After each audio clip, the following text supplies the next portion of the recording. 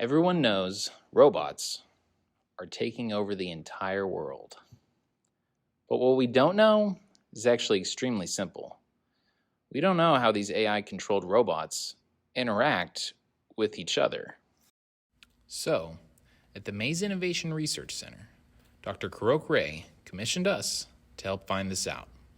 We are one of the teams on the cutting edge of asking what happens when intelligent robots interact with each other. But where do you even start with a problem like that? Well, it's more simple than you think. We broke up making an autonomous robot into two pieces. First, our team makes a body with muscles and a nervous system so the robot can do what it's told to do. And secondly, another team will give it a brain or an AI program for the robot to think for itself. Sort of like a robot Frankenstein. He needs a working body before you can give it its mind. But what is this robot going to do? Ultimately, these robots are going to think and play capture the flag by themselves. Doing this will help us see exactly how AI operates in the real world. There's a little more backstory to what we're working on. Mr. Yan Yao, a previous mechanical engineering student and an amazing person, started on the bones of this project. And then we took those bones and strapped on muscles and a nervous system. And now we're ready to hand it off to the computer science team so they can download the AI brains into the robots. Now, before we continue, you may be asking, is this really a mechanical engineering project? The answer is yes, and it's computer science and an electrical engineering project, which is why our team comes from a diverse background that covers each of these areas. Hello, my name is John Lyons. I'm a mechanical engineering student, and I'm a CTF programmer. Hello, my name is Abdulelah Alamri. I'm a mechanical engineering student and I'm the primary integration programmer. Hi, my name is Tejas Murali. I'm a mechanical engineering student. I'm a technical writer, and I'm also an assistant programmer and drafter. Hi, my name is Stuart, mechanical engineering major, electrical minor, CAD drafter, and program manager. And we are the Autonomous Combat Vehicle Team. So how did this team of engineers approach building their solution? What we did was use two styles for product development. One for software and coding building, and one for the physical and electrical design process. So for the software build, the easiest method to use is called a top-down process. A little bit about how the top-down process works is the team first has to identify the big pieces of the solution.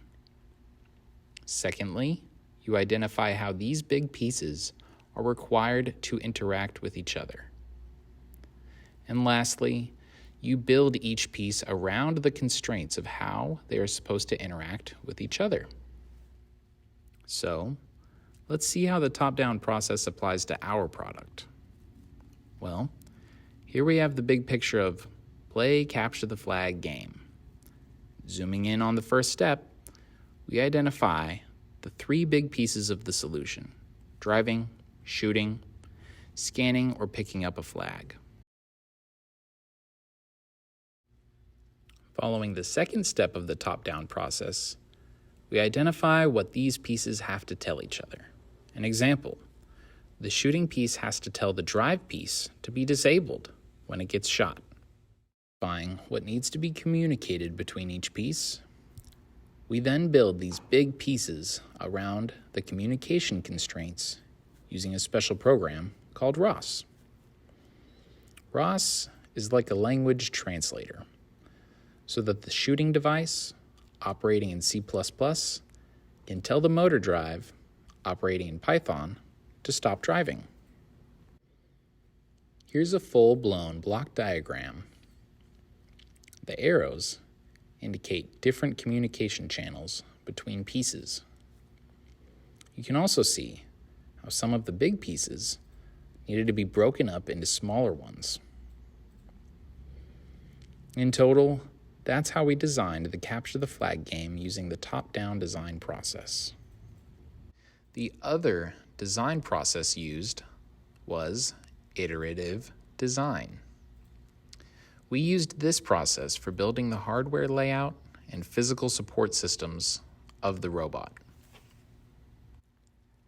The first step in iterative design is to list the physical and electrical requirements for the build. So what does the robot need to carry? It needs to carry a shooter and a camera, and it needs to carry hardware capable of running an AI program. Other requirements included were maintainability and ease of installation. Those two requirements prompted us to make a modular build with simple 90-degree angles. The next few steps are relatively simple. After you have those requirements, you jump into creating a solution in CAD. Here's a few CAD drawings for different pieces. And then you print those CAD pieces. And after you print them, here's where the iterative part in iterative design kicks in. You then test the designs that you made and find out the failures in it. For example, this piece had screw holes that were too big, was taller than it needed to be, and was missing a mounting place to put a camera. So we created improved CAD drawings, printed a second iteration, tested it, and found even less failures.